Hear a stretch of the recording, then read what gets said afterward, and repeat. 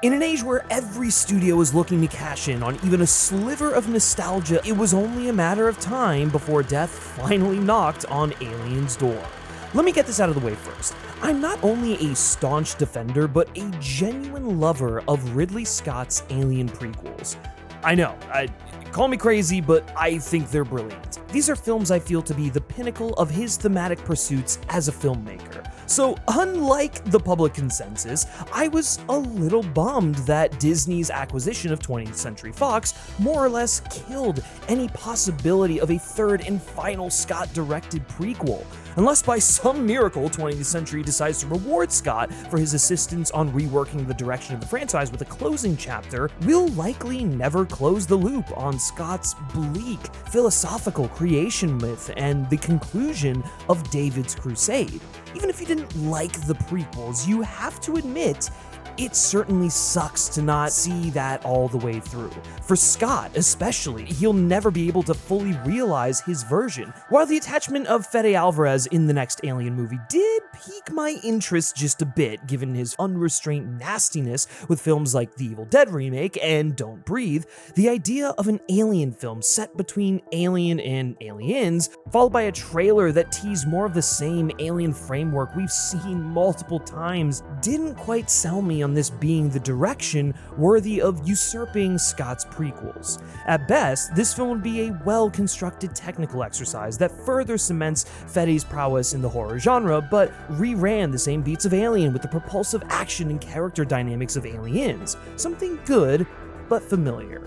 At worst, it would be overly reverent nostalgia porn, so obsessed with the greatness of what came before that it can't really establish a voice of its own. To me, that's far less interesting than continuing to do what the Alien franchise has always done: push forward.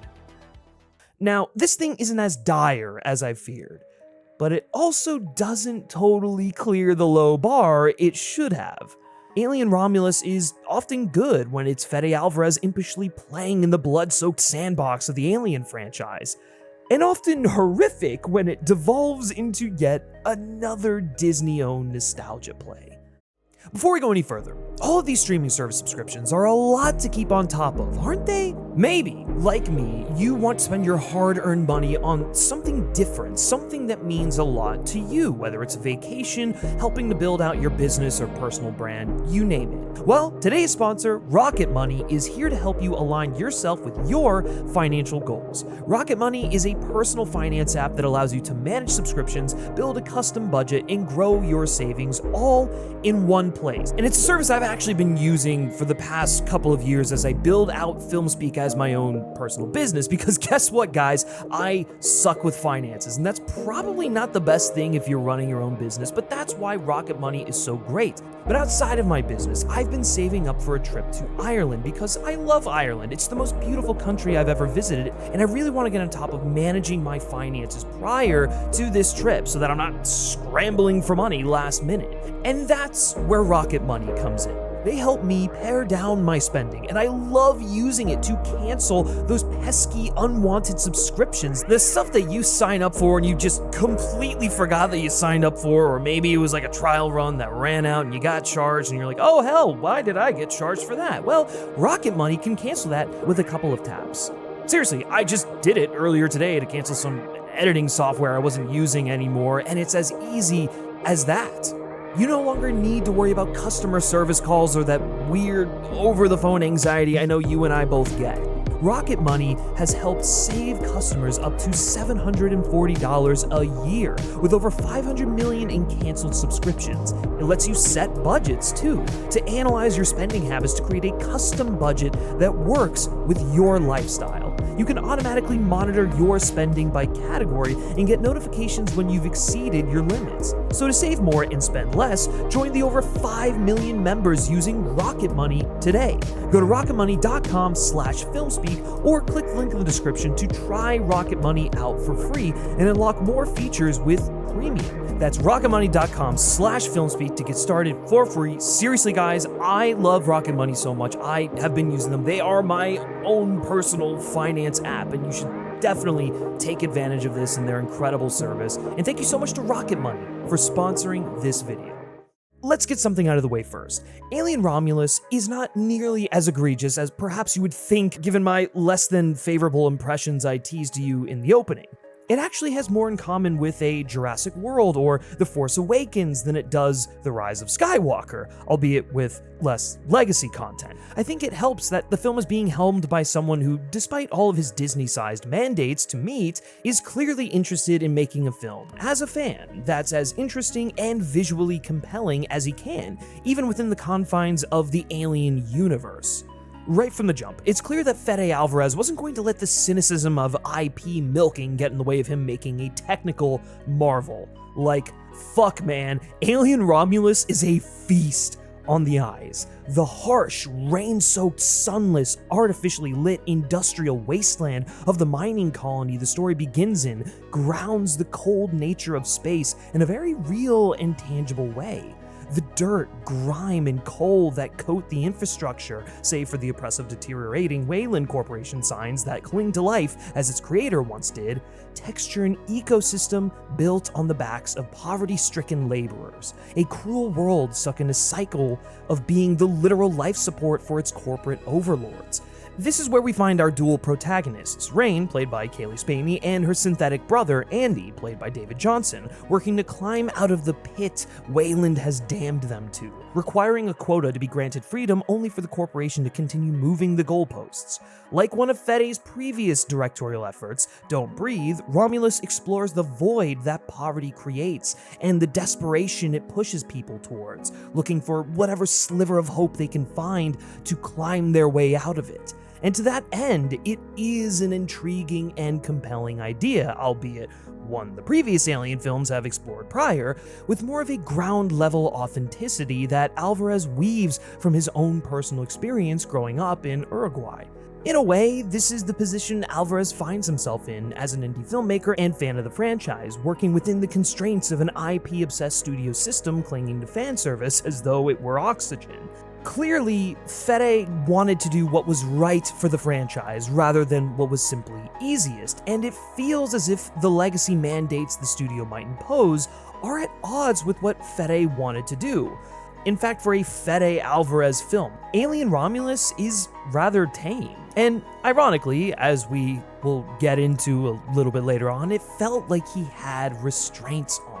I read a tweet recently that broke the film down as a story about the younger generation trapped by the ghosts of the older, unable to escape the gravity, doomed to, sometimes voluntarily, replicate their sins and perversions in order to survive in a world they didn't ask for, which is more or less how it feels, at least when you look at the macro, but the problem becomes when the depiction of the legacy stuff is a bit too reverent. I've seen a lot of people compare this to Rogue One, and it's there superficially, but for as reverent as Rogue One might be of Star Wars as a concept, it's not another attempt at A New Hope or Empire Strikes Back or Return of the Jedi. No, it's very much doing its own thing. It's finally giving us a war film set inside the universe of Star Wars, with these complicated characters, a more intimate look at the Empire and their hierarchy of power. Like, Rogue One is doing its own thing. Nowhere in Rogue One do I see the filmmakers replicate shots from previous films within that franchise like I do in Alien Romulus. Nowhere in Rogue One do I see them trying to incorporate iconic lines outside of "May the Force be with you." I mean, I could go on and on, but if you want to hear me talk about Rogue One, you can check out a video right over here. It's great. I love that film. It's one of my favorite Star Wars films for a reason. If you want to tell a story about poverty-stricken teens who are stuck between a rock and a hard place, pushed to desperation, and have to resort to methods of questionable legality and safety to pull themselves out of poverty, all while the cycle that's fucked past generations continues to fuck them over, you probably shouldn't show eye-rolling callbacks to iconic lines from the franchise and a mostly one-to-one framework of the original Alien. If you want to maintain Ridley Scott's bleak, cynical musing on the cycle of creation and apply it to the economy, I think that's a brilliant way to do so. I just think the film, in the way it does it, is constantly battling a corporate overlord. Think about how Ridley Scott turned some of the most iconic moments of the Alien franchise into something nastier, more hopeless and cynical in his prequels. Instead of telegraphing, oh hey, here comes the chestburster, he circumvents expectations by doing something like the backbirther in Covenant, or showing some of the nasty body horror like he does with Shaw, a character we know and love from Prometheus in Covenant. He really goes places and doesn't turn the camera away when some of these nasty elements, when the destruction of alien iconography and the way we know them to play out is going on, and it's fucking horrifying because of that. If the xenomorphs are the perfect organism, a being solely driven by survival, it will find a way, and that ruthless determinism, the ability to operate solely on logic and instinct instead of empathy, is scary. I think Romulus flirts with that idea, specifically with the synthetics and their contrast to the impulses of the human characters, and achieves it kind of in the end of the film a bit, but that's too little too late. I think Romulus is at its best though when it's exploring the tension between our internal survival instincts, our brain, and our emotional instincts, our heart, and how our emotions direct us in a way that perhaps isn't in our best interests from a survival standpoint. However, if we devote ourselves purely to logic, survival-driven beings, we become less human. We become more ruthless and animalistic, the ideal employee for the Weyland-Yutani Corporation. However, if Scott's prequels taught us anything, it's that no one is truly perfect. No species is truly perfect. And the more you learn about someone or something, the more likely they are to disappoint you. What matters is what you believe in and the master you serve, yourself or a higher power. In this case, that higher power is Weyland-Yutani. The imperfection of the creator, the master, the god, will corrupt the devotees, and though they may try to delude themselves into believing that their purpose is of higher importance or higher calling, it's a product of a lack of purpose outside of a primary directive. That message, surprisingly, continues in Romulus.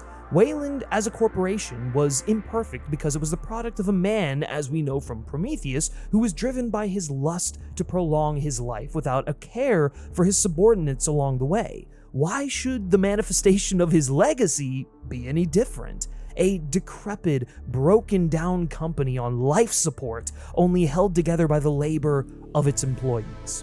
And I like the fact that Fede Alvarez was willing to go back and acknowledge the existence of the prequels. So many legacy sequels are just willing to kind of just like sweep the unpopular ones underneath the rug. But no, Fede Alvarez understood that Prometheus was so crucial to the legacy of this franchise. And you know what? I respect the hell out of that. Do I think it kind of diminishes what he's trying to do in the film?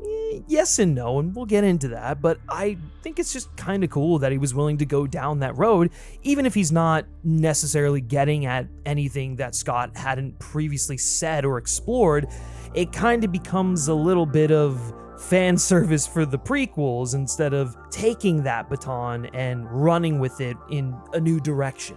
That being said, the genetic tampering subplot was really cool, and it was the perfect way to loop in the Alien prequels and was fairly effective, albeit I do wish they hadn't digitally resurrected Sir Ian Holm and instead used Michael Fassbender or David Johnson as another version of Andy. With Michael Fassbender, you still get your glup shitto moment, and if you were to use David Johnson, then you would get a really cool dynamic there, similar to what Ridley Scott did in Alien Covenant. Andy is by far the best character in the entire film. If genetic perfection means rejecting your humanity, you become a monster hell-bent on surviving and nothing else. Not unlike the Weyland Corporation, the film poses interesting ideas about our relationship with AI, as exemplified by Rain's relationship with Andy. While at times Andy is a sympathetic character, there's also no denying that he's a deeply troubling one conceptually.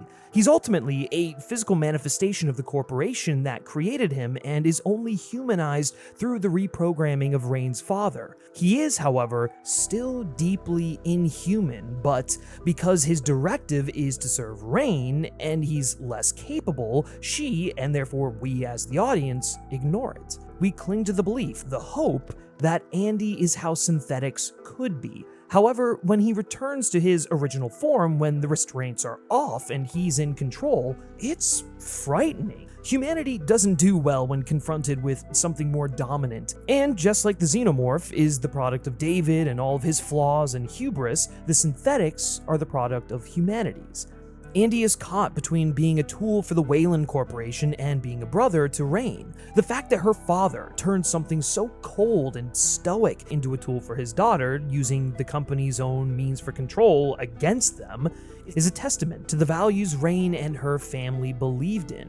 They didn't come from privilege like Weyland. They had to work to ensure their survival, believing that if you do enough good work, your ethic and kindness will be reciprocated. The problem is, we, the audience, know Weyland and know his empire, that it was built off the backs of someone superior, which is more or less how the film presents humanity's relationship with AI at the current moment. This is what it will become, a more stronger, more capable creation of our own that rivals, nay, succeeds the capabilities of our own. That's why we create them. We know how capable they can be, but must be in check. No one ever stops to think and consider that maybe the sheer act of creation is the problem. Never create what you can't control. Weyland is cruel, therefore his creation, David, will be equally as cruel, if not more so. David can live forever, is more capable than a man, but with such disdain and disappointment in his creator.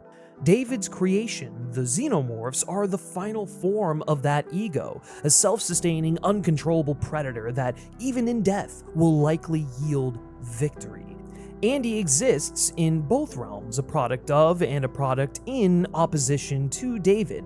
He is Rain's father's love manifest. Alien Romulus comes to the conclusion that the nature of one's creation is a product of the environment and intent with which they were created. You can kind of start to see how this is applying to the macro, right? Though Andy is rebooted to his factory setting, he still retains the knowledge that makes him him. However, that perceived warmth is traded in for a slightly more cynical numbers and statistics edge, and that does allow him to survive as a more callous version of himself, the creation of Weyland-Yutani. It ultimately fails because it's in service of an entity, something else, not the people that make up the entity. Sure, logic can help you survive a dangerous situation, but without empathy or emotions, your drive is purely functional and without meaning. You're just going through the motions of what you're told without questioning the nature of your own existence. The synthetics are incapable of that, which makes them the perfect corporate slave. This is precisely how Rain sees her life going and refuses to become that. She breaks the cycle of all the hopeless colonizers marching towards their death without meaning or a life of their own. Perhaps it's self-awareness that comes with being a human, or desperation that allows her and the rest of her crew to act so drastically, but it is that desperation that allows them to dream for something more. For a moment, Andy experiences his initial directive before being reprogrammed by Rain's father as Rooks attempts to replace it with one that benefits a dying company.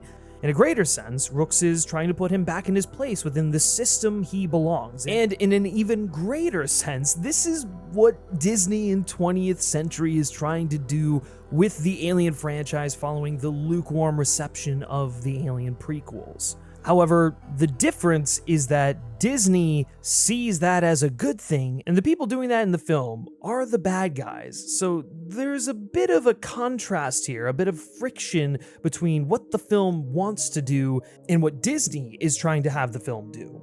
In regards to Andy, there is something I want to note. There's a real racial colonialist connotation here that's an unfortunate and unintentional byproduct of casting a black actor to play the android, a hated and discriminated extension of Weyland-Yutani that probably should have been more considered given the direction they take the character in.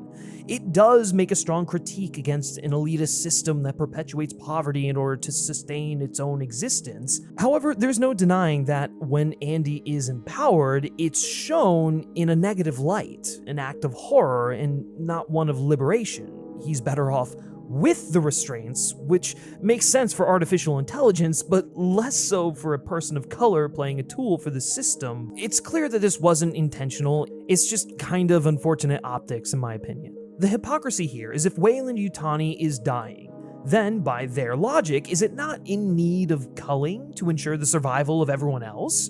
For the good of the company should be for the good of the collective. What Rooks and others like him have deluded themselves into thinking because of programming is that there is a purpose to their work because it was what they were made for.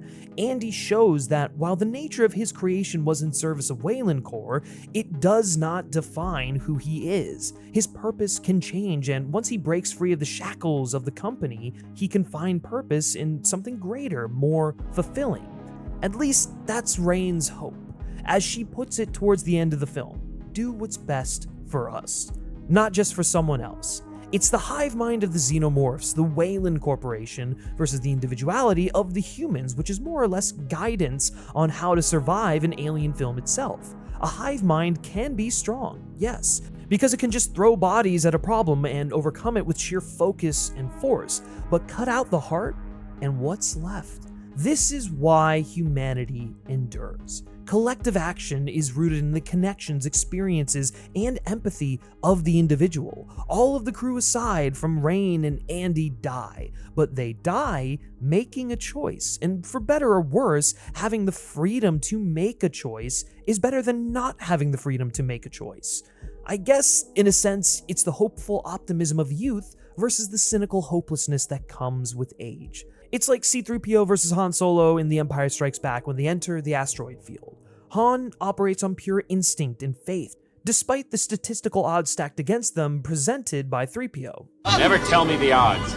I think Rain ultimately proves the cynicism wrong when she defeats the xenomorph human hybrid and becomes the Romulus of the story. She wasn't just clinging to life like this bastardized corporate creation that lives to serve. She had something to live for. Like the original film, it's about what makes someone strong enough to survive. Right from the get-go, you feel like this is more than just a way out for Rain and Andy. She will find a way to marry her hope and emotional drive for something better with her logical need for survival. Because, as Scott already established in Alien Covenant, if everything is meaningless, then we must create our own meaning. Is it perpetuating the same cruelty we're used to, or is it doing something different? Clearly, for someone like David, he was too scorned and disappointed in his creator and the nature of his creation that he created his own meaning through his god complex. Rain is far too sentimental and empathetic to give in to such cruelty. She creates meaning through hope that there must be a green paradise she can escape to. It's not an absolute that even if she survives the events of the film, she might not necessarily get there, but in the cold, dark emptiness of space, it's necessary to hold close to a light lest she become like David or the Weyland Corporation. Now I know what you're thinking, man, you really pulled a lot out of there. Are you sure you didn't like this film? Look, guys, the movie's fine. I think it's enjoyable. But while I do think there's a fair amount of interesting subtext that's present in almost all of the Alien films, frankly, I do feel like it's done better in most of the other films. And had the other films not explored what they had, there really isn't much to mine here. With Alien Romulus, it simply does not function on its own. It's too beholden to everything else that's come before it. What's great about why Rain's father gave her an impaired synthetic who can't fight back is she has to spend her whole life protecting him, essentially fanning the flame of her compassion and empathy, while simultaneously ignoring the reality of what's in front of her in Andy.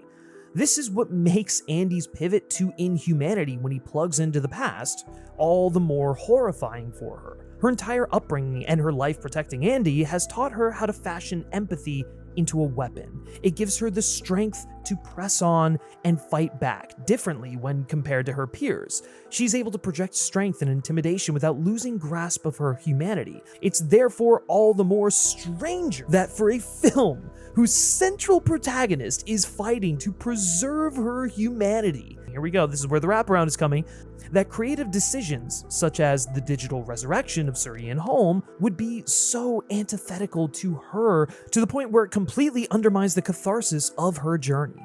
If the film wants to serve as an introspective look at the franchise and the nature of creating legacy sequels like The Force Awakens or Jurassic World, then perhaps it should consider how it handles the integration of the past. When John Williams' iconic Jurassic Park theme swells juxtaposed over a landscape of commercial depravity and The rape of the natural world. in Jurassic World, it's supposed to feel off-putting. There's a clear delineation between what the theme represents and what Colin Trevorrow is showing us. With Romulus, could you theoretically use the soulless and undead pieces of the original Alien to make a meta-commentary on the act of creation becoming nothing more than a shell of itself?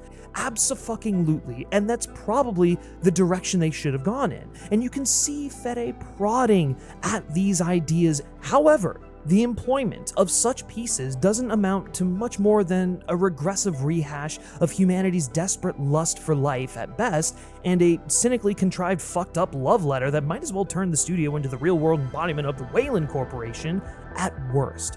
So instead, you have a film that simply exists because 20th Century can't slaughter a sacred cow, yet is uninterested in continuing to pioneer a way forward that maturely develops its existing ideas. Their solution, therefore, is to slowly bleed the property out until it shrivels into an undead husk of itself. It's so frustrating. That's not to say the film isn't a superficially entertaining night at the movies. It is, and a damn good-looking one at that. But for a franchise that prides itself on taking bold swings, popular or not, pondering the meaning of life and human mortality as the nihilistic presence of the xenomorph uncovers new ways to penetrate a hopeful and meaningful existence, you have to wonder if simply going back to formula is enough.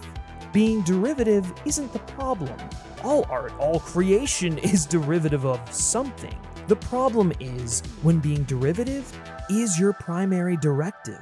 A synthetic servant of the Walt Disney Corporation damned to perpetuate the cynical existence of its corporate overlord.